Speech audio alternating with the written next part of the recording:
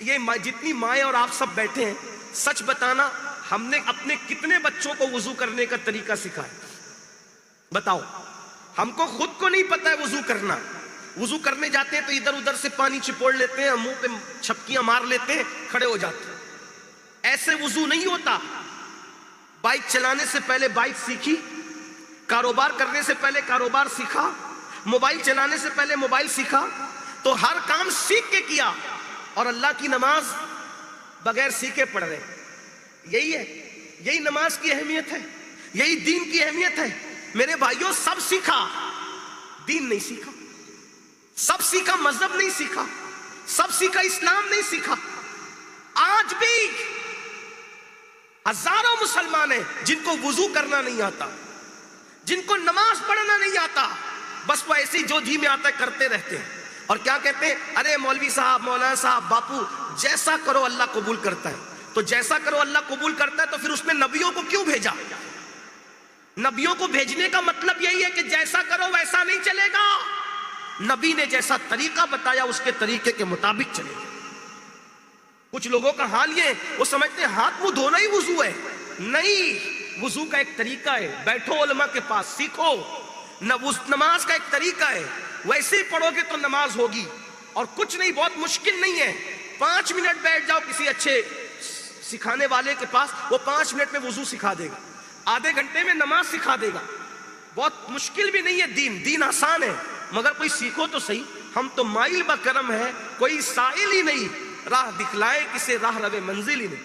میں یہاں اگر ائمہ مساجد ہے تو ان سے گزارش کرتا ہوں، ان کا خادم ہوں، ان کی جوتیاں سیدھی کرنے کی سعادت حاصل کرتے ہوئے عرض کروں، اپنی قوم کو آدھا گھنٹہ جو بیان کرتے ہو، 25 منٹ بیان کرو، اور 5 منٹ میں ان کو کسی ہفتے وضو سکھایا کرو، کسی ہفتے ان کو نماز سکھایا کرو، کسی ہفتے ان کو روزے کے مسائل بتایا کرو، کسی ہفتے ان کو زکوٰۃ کے مسائل بتایا کرو، کسی ہفتے ان کو نکاح اور طلاق کے مسائل، تاکہ ہماری قوم کو ہم ایجوکیٹ کر سکیں، ان کو اسلامی نالج دے سکیں. 25 منٹ بیان ہو، 5 منٹ ان کو مسائل سکھا دو. پہلے تو ان کو بوریت لگے گی، لیکن دھیرے دھیرے اہمیت کی وجہ سے ان کو سمجھ میں آ جائے گا کہ ہاں یہ دین ہے. چلیے ایک مسئلہ میں آپ کو بتاتا ہوں کتنا اہم ہے. ہم لوگ نماز شروع کرتے ہیں اور نماز پوری پڑھ لیتے ہیں، لیکن پوری نماز پڑھنے میں ہماری زبان بھی ہلتی نہیں ہے. یہ شروع کیا، یعنی یہ دلی دل میں اللہ اکبر کا، دلی دل میں ثنا پڑھا، دلی دل میں سورہ فاتحہ پڑھی، دلی دل میں قل ہو اللہ پڑھی، تو نماز ہوئی نہیں آپ کی. کیوں؟ کیونکہ اللہ نے ہمیں نماز سوچنے کا حکم نہیں دیا، بلکہ نماز پڑھنے کا حکم دیا. تو اب نماز پڑھیں گے کیسے؟ تو جو بھی آپ پڑھیں گے تو کم سے کم آپ کو اتنی آواز سے پڑھنا پڑے گا، اگر اکیلے بھی پڑھ رہے ہیں، کہ آپ کی آواز کم سے کم آپ کے کان میں آنا چاہیے، آپ کے کان میں. اتنا زور سے مت پڑھنا کہ بازو والوں کو تکلیف ہو. جیسے اگر آپ تحریمہ کہہ رہے ہیں تو اس طرح کہیں آپ. یہ مائک ہے تو آپ کو سمجھ میں آ گیا، لیکن اگر مائک نہ ہو تو سمجھے آپ، یعنی آپ کی آواز آپ کے کان میں. پڑھنے کی تعریف ہی ہے کہ کم سے کم اگر شور شرابہ نہ ہو، کوئی اور چیز نہ ہو، تو آپ کی آواز آپ کے کان میں آنی چاہیے. اب بتاؤ ایسے کتنے لوگ پڑھتے تھے؟ اب سبحان ربی العظیم پڑھنا ہے رکوع میں تو بھی منہ بند رہتا ہے، سبحان ربی العظیم پڑھتے رہتے ہو. کیوں؟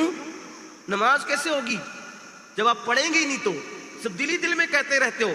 تو رکوع میں جاؤ تو سبحان ربی العظیم، سبحان ربی الاعلیٰ، سجدے میں اتنی آواز سے پڑھو کہ آپ کے کان تک آپ کی آواز آنی چاہیے. اب یہ سب چیزیں لوگ سننا نہیں چاہتے، بور ہوتے اس میں. تو میں اپنے علماء سے گزارش کرتا ہوں کہ لوگوں کی پسند کی بات کرنے کی بجائے ہمیں لوگوں کی ضرورت کی بات کرنا چاہیے. کوئی پسند کرے نہ کرے، ہمیں اللہ کی پسند کا خیال رکھنا ہے. کوئی تقریر میں نعرہ لگائے نہ لگائے، سبحان اللہ کہے نہ کہے، یہ ان کی مرضی پہ چھوڑ دو. ہم اپنا ذمہ پورا کریں، کیونکہ ہمیں مر کر اللہ کی بارگاہ میں جواب دینا ہے. ایک نہ ایک دن ہماری قوم کو سمجھ آئے گی انشاءاللہ. اور قرآن کہتے وَذَكِّرْ فَإِنَّ الذِّكْرَىٰ تَنفَعُ الْمُؤْمِنِينَ، کہ مومنوں کو سمجھاؤ کہ سمجھانے سے ان کو فائدہ ہوتا ہے. مومنوں کو نصیحت کرو، نصیحت کرنے سے ان کو فائدہ ہوتا ہے.